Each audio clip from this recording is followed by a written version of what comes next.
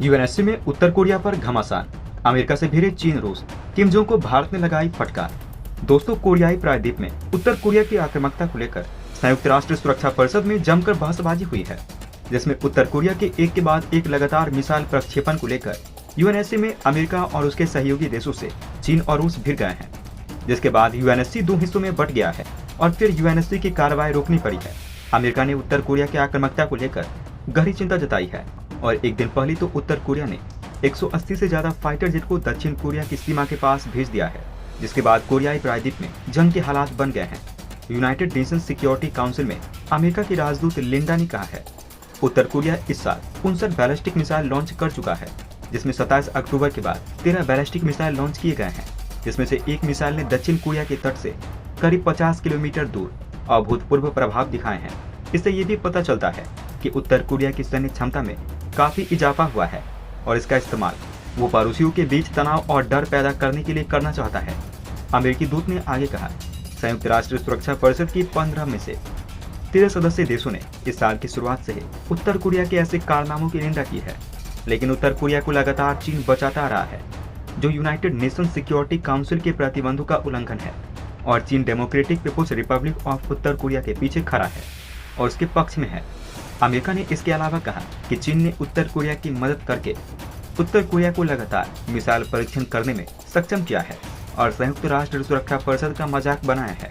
UNSC में America के वार पर चीन के राजदूत झांग जुन ने पलटवार किया है और चीनी राजदूत ने कहा, उत्तर कोरिया जो बड़े पैमाने पर मिसाइल प्रक्षेपण कर रहा है, वो सीधे तौर पर अमेरिका और दक्षिण कोरिया के बीच 5 साल के अंतराल पर किए जा रहे संयुक्त अभ्यास से जुड़ा हुआ है।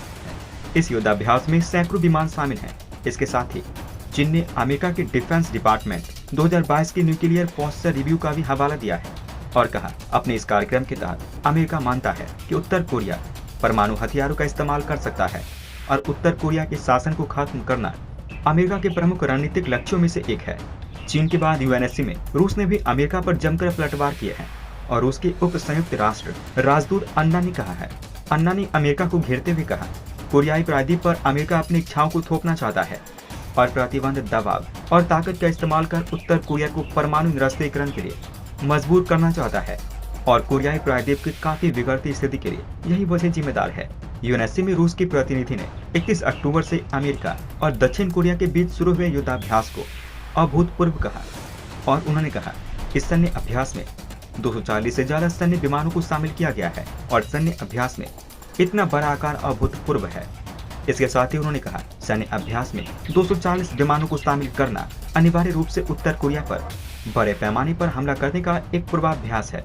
वहीं अमेरिका के राजदूत थॉमस ने चीन और रूस के दावों का जवाब देते हुए कहा, सैन्य अभ्यास कोरियाई प्रायद्वीप पर तनाव पैदा कर रहे थे।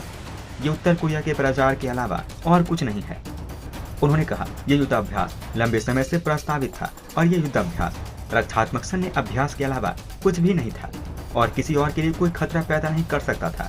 उत्तर कोरिया की बात ही छोड़ दीजिए, अमेरिका ने कहा, जबकि इसके विपरीत उत्तर कोरिया ने अभी हाल ही में कहा था, वो जो लगातार मिसाइलों का परीक्षण कर रहा है उसमें नकली परमाणु हथियारों को शामिल किया गया है, जिसका मकसद ये है कि उत्तर कोरिया अमेरिका और दक्षिण कोरिया के ठिकानों का सफाया करने की अपनी क्षमता की जांच कर रहा है।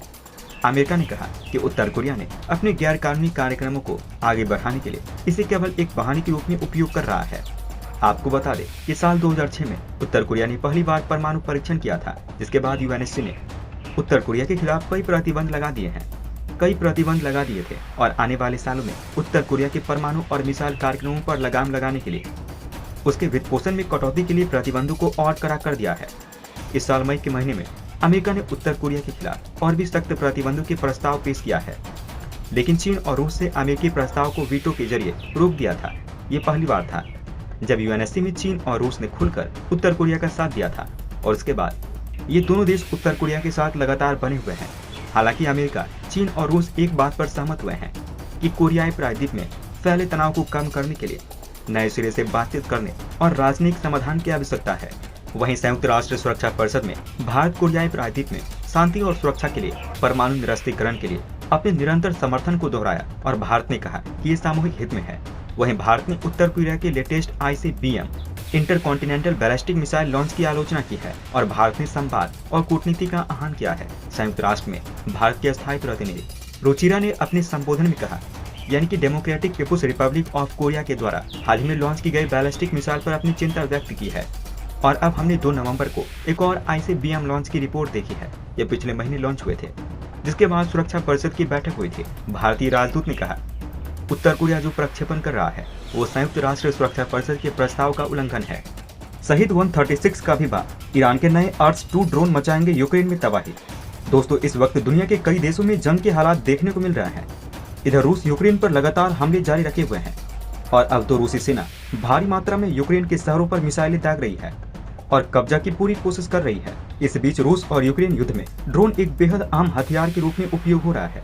वैसे दावा तो ये भी किया जा रहा है कि ईरान रूस को विनाशकारी ड्रोन दे रहा है, जिसे वो कीव सहित अन्य यूक्रेनी शहरों के खिलाफ कर रहा है। यूक्रेनी सैन्य खुफिया जानकारी के मुताबिक ईरान 200 से अधिक लड़ाकू ड्रोन रूस को भेजने की तैयारी में जुटा हुआ है।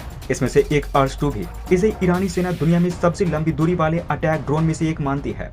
हालांकि ईरान प्रत्यक्ष रूप से रूस की मदद करने से साफ मना करता है, मगर पिछले कई हमलों में यूक्रेनी सैनिकों ने घटनास्थल से आत्मघाती ईरानी ड्रोन का मलबा बरामद किया है। वहीं डिफेंस इंटेलिजेंस ऑफ यूक्रेन, जो यूक्रेनी रक्षा मंत्रालय का हिस्सा है, उन्होंने कहा कि नवंबर की शुरुआत में ईरान से रूस को 200 से अधिक लड़ाकू ड्रोन भेजने की योजना है, जिनमें शहीद 136, मोहाजिर 6 और अर्श 2 शामिल है। खुफिया एजेंसी ने टेलीग्राम पर एक पोस्ट में कहा, UAV को कैस्पियन सागर से होते हुए अस्त्रखान के बंदरगाह तक पहुंचाया जाएगा। एजेंसी ने कहा कि ड्रोन को अलग अलग हिस्सों में भेजा जा रहा है और एक बार रूसी क्षेत्र में प्रवेश करने के बाद इन्हें जोड़ा जाएगा, दोबारा पेंट किया जाएगा और इस पर रूसी निशान बनाए जाएंगे। अमेरिकी पत्रकार ने कहा है, अर्श 2 के तैनाती यूक्रेन युद्ध में गेम चेंजर साबित हो सकती है।